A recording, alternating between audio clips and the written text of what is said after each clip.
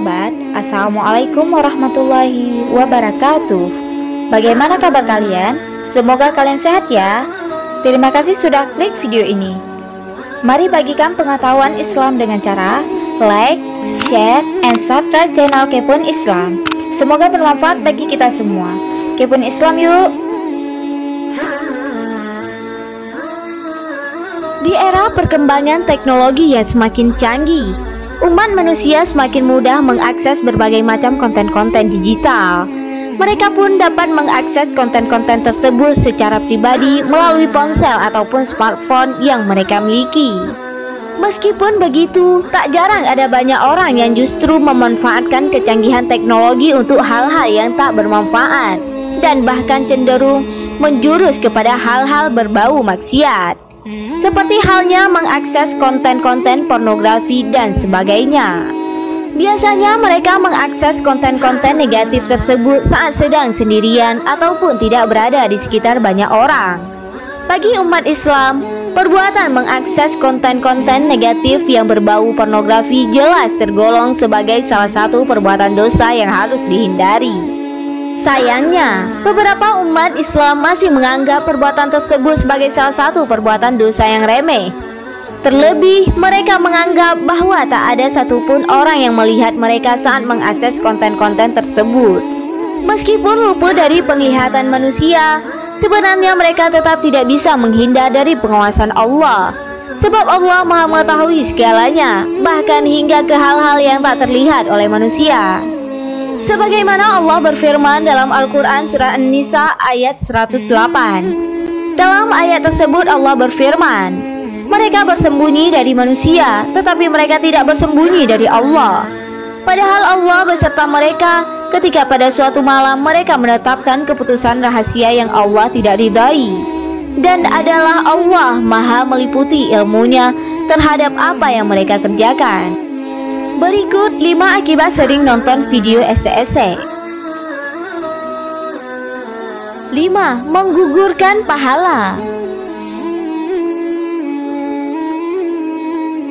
Dari Sauban dari Nabi Shallallahu Alaihi Wasallam, ia berkata, sungguh aku mengetahui suatu kaum dari umatku datang pada hari kiamat dengan banyak kebaikan, semisal gunung Tihama.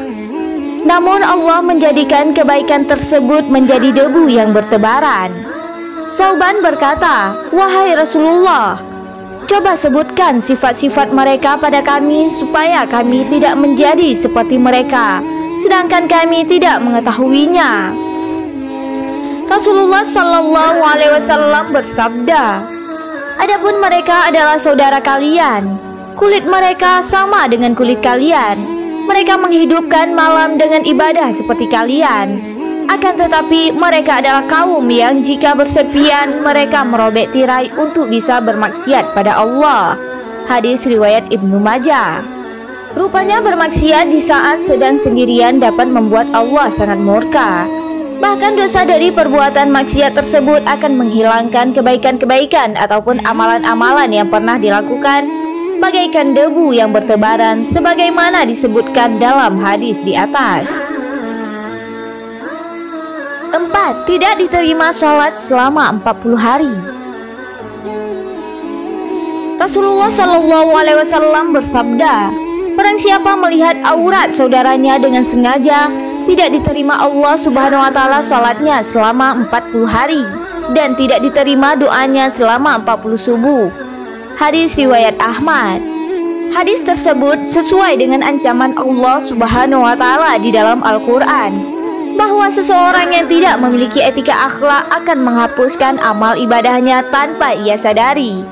Allah Subhanahu wa Ta'ala berfirman dalam surat Al-Hujurat ayat 2, hai orang-orang yang beriman, janganlah kamu meninggikan suaramu melebihi suara Nabi, dan janganlah kamu berkata kepadanya dengan suara yang keras, sebagaimana kerasnya suara sebagian kamu terhadap sebagian yang lain, supaya tidak terhapus pahala amalanmu, sedangkan kamu tidak menyadari.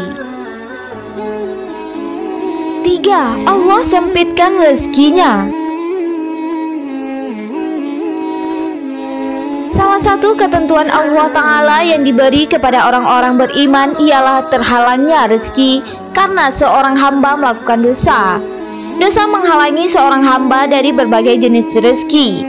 Bukan hanya rezeki dalam bentuk materi berupa uang, benda, dan lain sebagainya. Dosa juga bisa menghalangi seorang hamba dari mendapatkan rezeki ketaatan. Dan ketaatan inilah sebaik-baiknya rezeki yang banyak diabaikan oleh sebagian kaum muslimin. Rasulullah SAW bersabda, seorang hamba tidak bisa memperoleh rezeki karena dosa yang dikerjakannya. Hadis riwayat Ibnu Majah. 2. Mendapat murka Allah.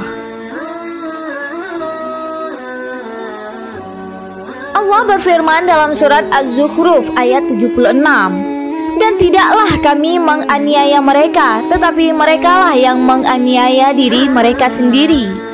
Ayat ini menjelaskan bahwa azab atau balasan Allah tidak akan diberikan jika bukan karena ulahnya sendiri.